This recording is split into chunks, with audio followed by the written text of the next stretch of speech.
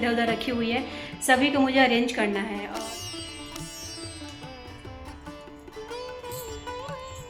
मज़ा आ गया।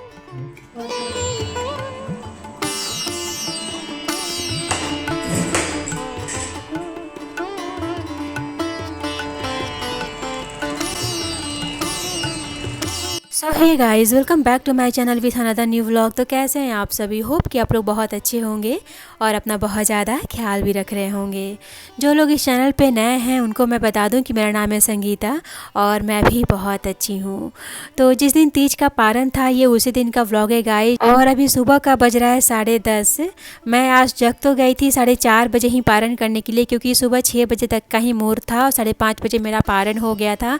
फिर मैं सोची थी कि सोऊंगी नहीं, कुछ करूँगी, लेकिन फिर मुझे नींद आने लगी तो मैं सो गई थी और जगी फिर 8 बजे जब मेरी हाउस हेल्प पर काम करने आई तब। तो रात में मैं जो भी कपड़े पहनी थी जैसे कि साड़ी, पेटीकोट, ब्लाउज और ये चुनरी मेरी शादी की है गाइस, सभी को मैं फैला के ना रख दी थी।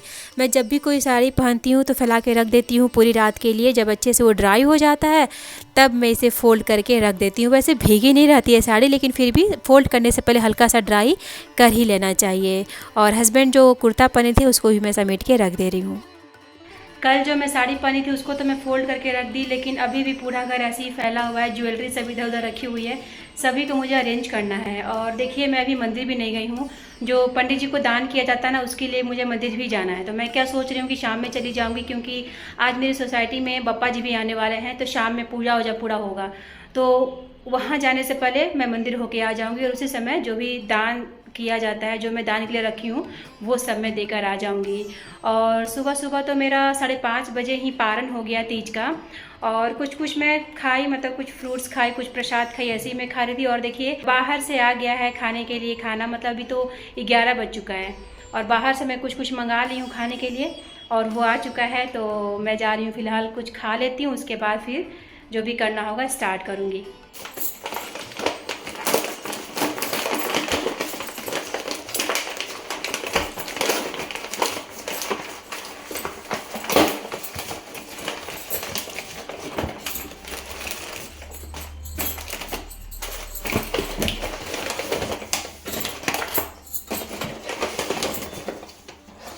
दो जगह ये मटर पूरी आ गया है और साथ में आप देख सकते हो ये है वड़ा पाव।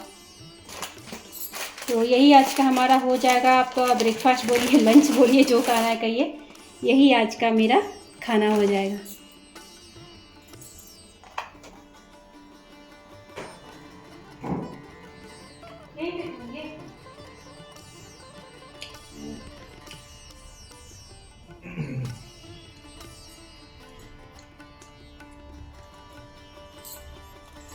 मज़ा आ गया, बहुत अच्छा लग रहा है।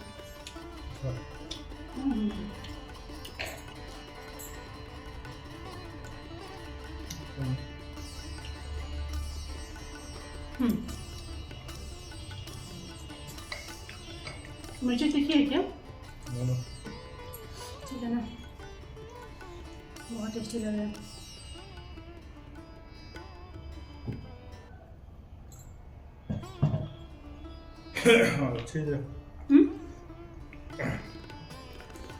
कहीं और से मंगाया, जलपान से ही आया ना, लेकिन वो रैपर चेंज था। जलपान का जो पैकेट है ना वो अलग दिख रहा है इस बार। कहीं और से आया क्या, किसी और जगह से जलपान?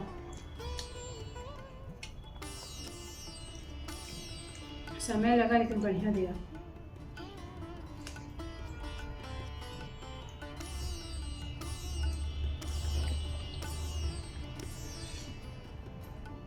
अभी शाम का 6 बज गया है गाइस और मैं जा रही हूँ मंदिर। सोच रही हूँ कि जो ये देना है दान वो मैं देकर आ जाती हूँ। आप ये देख सकते हैं, ये सब मुझे मंदिर में देना है। तो अंधेरा हो उससे पहले मैं चली जाती हूँ, नहीं तो फिर अंधेरा हो जाएगा। अभी मैं साड़ी पहन ली थी ये सोच के कि मंदिर भी होके आ जाऊंगी और साथ के साथ ही जो सोसाइटी में बप्पा आए हुए हैं ना उनका भी दर्शन करके आ जाऊंगी। और ये जो साड़ी है गाइस ये मैं मंगाई हूँ मीशो से और काफ़ी कंफर्टेबल साड़ी है और कलर आप देख ही सकते हैं कितना अच्छा चटक कलर है। तीज त्यौहार में ना इस तरह की साड़ियाँ अच्छी लगती है, थोड़ा डार्क कलर की, और सस्ती साड़ी भी है। तो मंदिर में जो भी दान करना था वो मैं कर दी और अभी शाम वाली संध्या आरती चल रही थी मंदिर में। तो थोड़ी देर के लिए मैं वहाँ रुक भी गई थी। और अभी आप दर्शन कर लीजिए बप्पा की, जो कि मेरी सोसाइटी में आए हुए हैं। शंकर भगवान जी के कंधे पे बैठे हुए हैं बप्पा जी।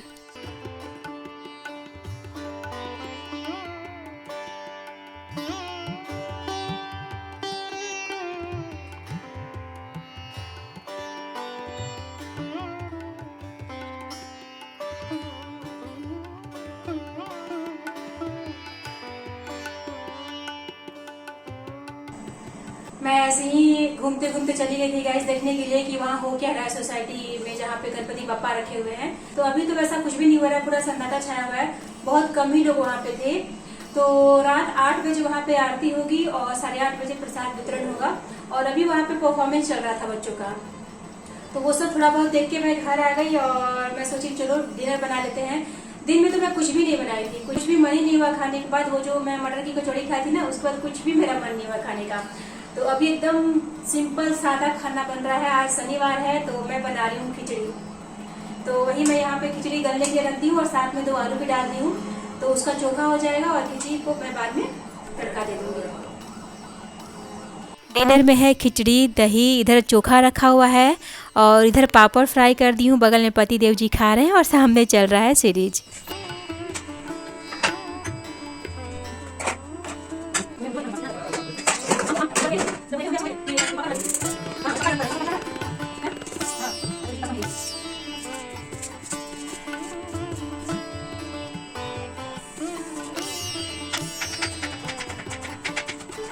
ये क्लिप है गाइज नेक्स्ट डे का और अभी दोपहर का 12 बज रहा है। मैं बना रही हूँ लंच। बहुत ही सिंपल खाना बनने वाला है, चावल दाल सब्जी रोटी यही सब बनाऊँगी। और सब्जी में बन रहा है बंदा गोभी आलू मटर की सब्जी, मतलब कि कैबेज की सब्जी। मुझे इस रेसिपी के लिए कमेंट आया था तो मैं शेयर कर दे रही हूँ। तो तेल डाली हूँ कढ़ाई में, साथ ही 2 तेज़पत्ता, 1 बड़ी इलायची, जीरा, 3 मैं लाल मिर्च डाल दी हूँ, हींग ज़रूर डालिएगा। और यहाँ पे 1 बड़े साइज का प्याज था जिसे मैं लंबा लंबा और पतला काट ली हूँ और साथ ही डाल दी हूँ 2 हरी मिर्च। प्याज को हल्का भूनेंगे, आप देख सकते हैं हल्का सा ट्रांसलूसेंट होने तक भुनना है। और यहाँ पे मैं रेडीमेड अदरक लहसुन का पेस्ट यूज कर रही हूँ, आप चाहे तो घर में बना के फ्रेश वाला भी ले सकते हैं। थोड़ी देर के लिए इसे हम भूनेंगे ताकि जो अदरक और लहसुन का कच्चापन है वो चला जाए।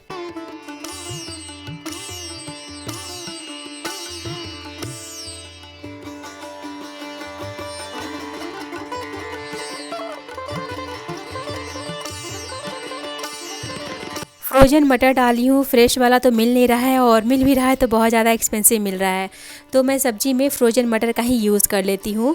कुछ सूखे मसाले जाएंगे रेगुलर वाले, जैसे कि हल्दी का पाउडर, धनिया का पाउडर, जीरा का पाउडर, कश्मीरी लाल मिर्च का पाउडर, काली मिर्च का पाउडर और स्वाद के अनुसार नमक।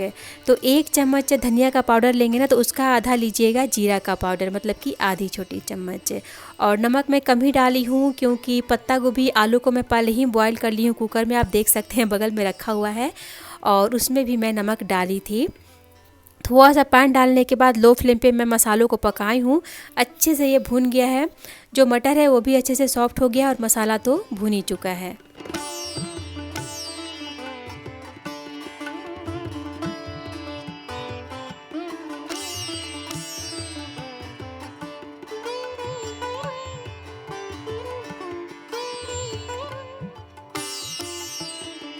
पत्ता गोभी और आलू को पहले ही मैं 3 विजिल के लिए पका ली थी। क्या कीजिएगा कि पत्ता गोभी डाल दीजिएगा और साथ ही जितना आलू डालना है सब्जी में वो डाल दीजिएगा और नमक डाल दीजिएगा और 1 गिलास इसमें पानी डाल के 3 विजिल के लिए पका लीजिएगा हाई फ्लेम पे। पूरे अच्छे से सॉफ्ट हो जाता है आलू भी और साथ के साथ पत्ता गोभी भी। और आलू की हालत आप देख ही सकते हैं, पता नहीं क्यों आलू में आजकल ऐसा बहुत ज़्यादा निकल जा रहा है। ऊपर से आलू देखने में बहुत ही ज़्यादा अच्छा लगता है कि पूरा अंदर भी अच्छा होगा, लेकिन काटो या फिर बॉयल करो तो अंदर काला काला निकल जा रहा है। पर कोई नहीं, जो भी ख़राब वाला पार्ट था उसे मैं काट के हटा दी हूँ। एक बार गाइस इस तरीके से पत्ता गोभी की सब्ज़ी बना के ट्राई कीजिएगा एक बार, मेरे कहने से बहुत ही ज़्यादा अच्छी बनती है सच में। मतलब आप कह सकते हैं कि नो फेल रेसिपी है, जैसे मैं बताई हूँ ना बिल्कुल वैसे ही बनाइएगा, एकदम मतलब बहुत ज़्यादा टेस्टी बन के रेडी होती है पत्ता गोभी। जो लोग नहीं भी खाते हैं ना उनको भी अच्छी लगेगी ये सब्ज़ी।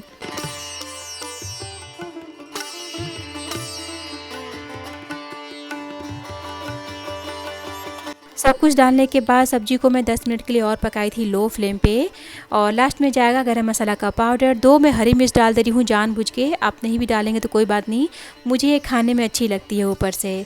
और धनिया का पत्ता। तो बॉयल कर देने से क्या होता है ना गाइस कि सब्ज़ी पूरी एकदम लटपट बन के रेडी होती है। मुझे अलग अलग से जो पत्ता गोभी दिखता है ना, वैसा सब्ज़ी खाना बिल्कुल भी नहीं पसंद है। आप देख सकते हैं बिल्कुल एकदम लटपट बन के रेडी हुई है। पत्ता गोभी बिल्कुल भी खड़ा खड़ा नहीं दिख रहा है, पूरा एक सार हो गया है।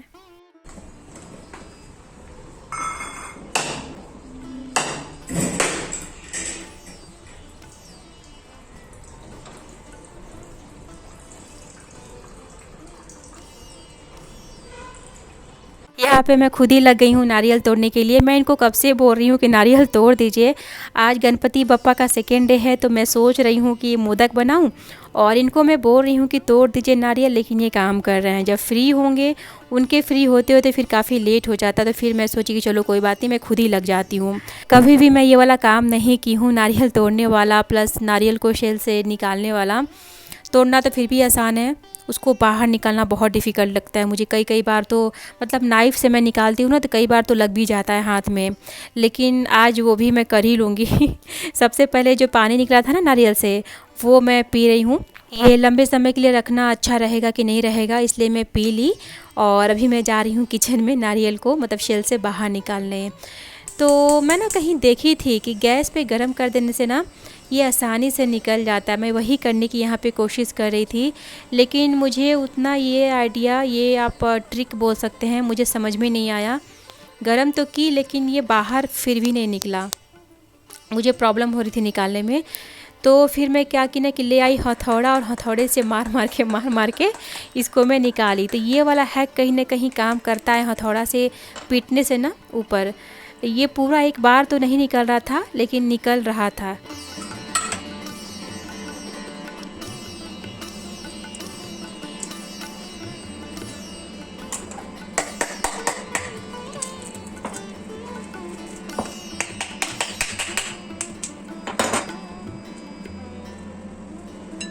नारियल पूरा निकालने के बाद मैं बैठी ही थी कि मम्मी का कॉल आ गया, तो वो पूछी कि क्या कर रही थी। तो वही मैं बताने लगी कि मैं नारियल निकाल रही थी शेल से।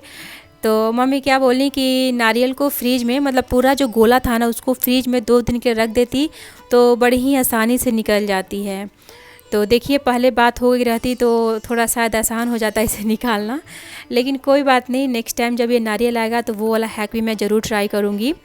पूरे नारियल के गोला को 2 दिन के लिए फ्रिज में रखना होता है, या फिर 1 दिन के लिए भी आप रख सकते हैं। उसके बाद निकाल के देखूंगी मैं निकलता है कि नहीं निकलता है। आप लोग के पास होगा नारियल अभी, तो ये वाला हैक ट्राई करके देखिएगा, फ्रिज में रखने के बाद निकालिएगा और फिर बताइएगा मुझे कि निकला कि नहीं निकला आसानी से। और यहाँ पे मैं आ गई हूँ बालकनी में, आराम से बाहर का नज़ारा भी एंजॉय कर रही हूँ और इसे मैं ग्रेट कर रही हूँ। पहले मैं सोची थी ना कि ऊपर का जो छिलका है उसे मैं हटा लूँगी, लेकिन हटाने में थोड़ी परेशानी हो रही थी, तो फिर मैं सोची कि छोड़ो।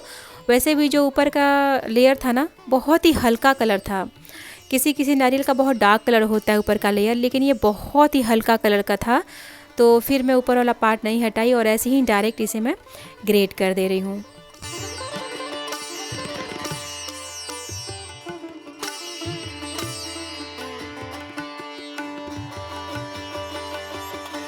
सबसे पहले इसे हम मेजर करके देख लेंगे कि नारियल कितना निकला है ग्रेट करने के बाद।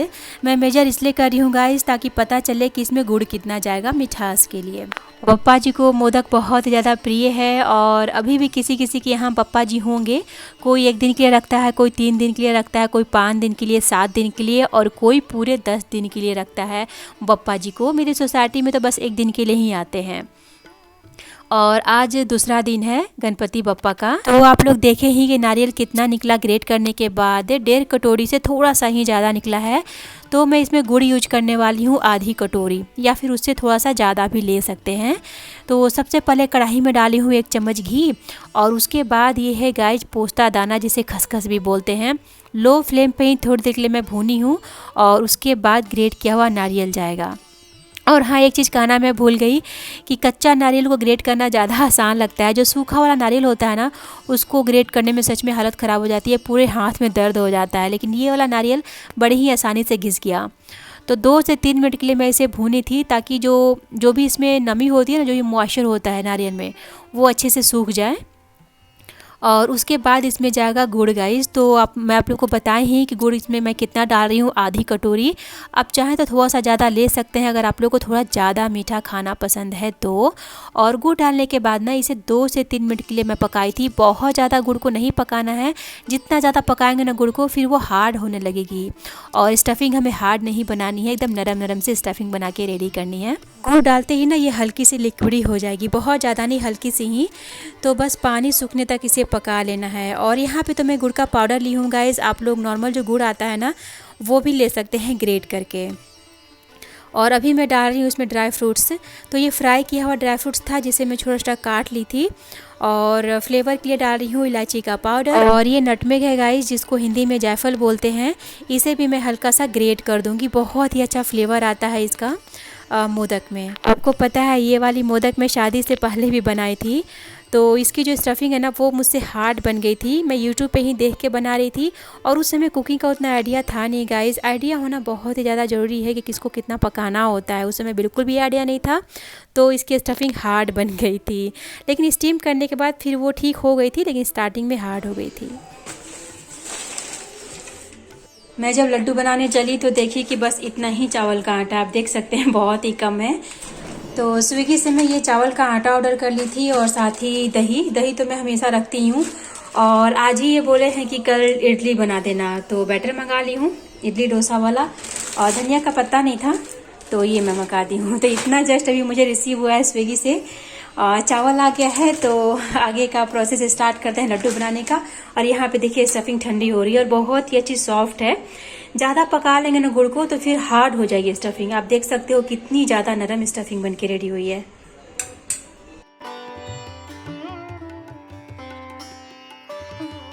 मैं 1 कटोरी चावल के आटा से मोदक बनाने वाली हूँ, तो उसके लिए मैं यहाँ पे 1.5 कटोरी पानी ले ली हूँ।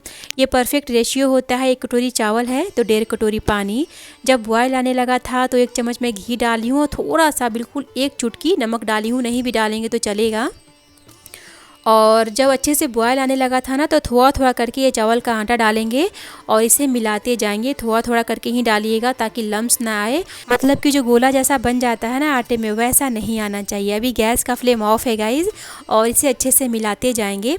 पूरी अच्छे से तो मिलेगा नहीं, लेकिन जितना हो सके इसको मिलाना है। और इसे मैं एटलीस्ट 10 से 15 मिनट के लिए कवर करके छोड़ दूँगी। अब जो अंदर स्टीम क्रिएट होगा ना उसी से ये चावल पकेगा।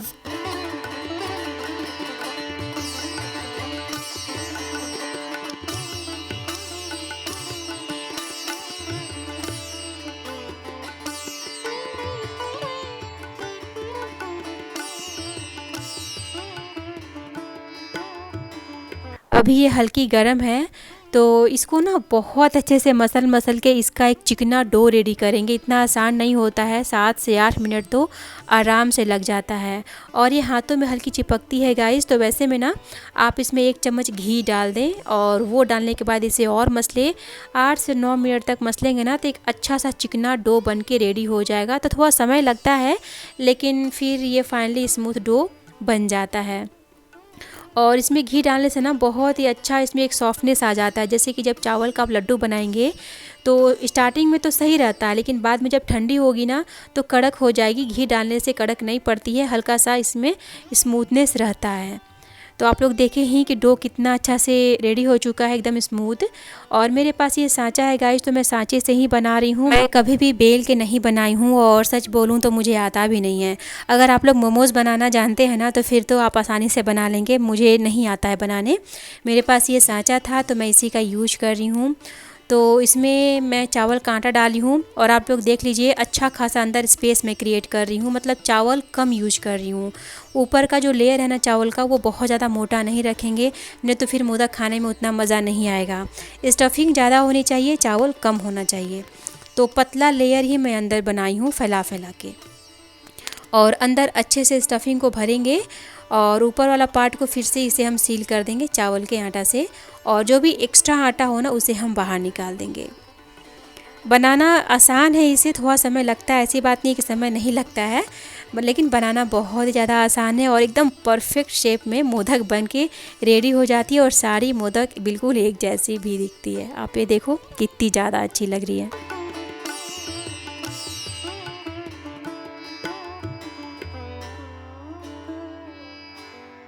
मेरे पास तो स्टीमर नहीं है गाइस, तो मैं कढ़ाई में ही स्टीम करूँगी। स्टैंड रख दी हूँ, ऊपर से एक प्लेट रख दी हूँ और ये है केले का पत्ता। और ये चिपके ना, मैं थोड़ा सेफ्टी के लिए हल्का सा घी भी लगा दी हूँ पत्ते पे। सारा मोदक में एक साथ ही रख दूँगी ताकि जल्दी से हो जाए। वैसे तो अगर प्रॉपर स्टीमर हो ना तो हाई फ्लेम पे 10 से 12 मिनट के लिए स्टीम करेंगे तो लड्डू बन जाती है, लेकिन इसमें प्रॉपर भाप नहीं लगेगा, साइड से भाप निकलेगा तो थोड़ा समय लगेगा। तो मैं इसे 22 से 25 मिनट के लिए स्टीम करूँगी। तो आप देख सकते हैं फाइनली मोदक बनके हो गई है रेडी। एक एक करके इसे हम प्लेट में निकालेंगे। हल्की गर्म भी थी, स्टीमर आने से थोड़ी काम जल्दी हो जाती है, लेकिन कोई बात नहीं, इसमें भी मेरा काम हो ही गया। और ऊपर से घी डालना बिल्कुल भी मत भूलिएगा, अच्छा सा नरम बना रहेगा ये लड्डू। आपके पास केसर हो तो उससे भी मोदक को गार्निश कर दीजिएगा, दिखने में और भी ज़्यादा टेम्पटिंग लगने लगेगी। वैसे स्वादिष्ट तो बनी ही थी।